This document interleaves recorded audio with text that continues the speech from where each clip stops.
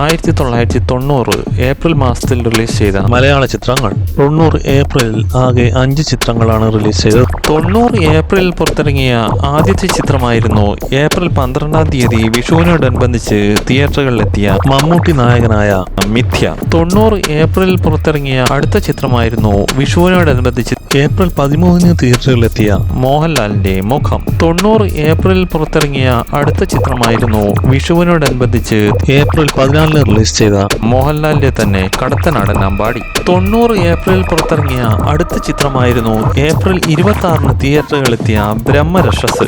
90 ഏപ്രിലിൽ പുറത്തിറങ്ങിയ അടുത്ത ചിത്രമായിരുന്നു ഏപ്രിൽ 27-ാം തീയതി തിയേറ്ററുകളിലെത്തിയ 6-ാം വാർഡിൽ ആഭ്യന്തര കലഹം. 90 ഏപ്രിൽ റിലീസ് ചെയ്ത 5 ചിത്രങ്ങളും സാമ്പത്തികമായി പരാജയപ്പെട്ടു. അതുകൊണ്ട് തന്നെ സക്സസ് റേഷ്യോ 0%.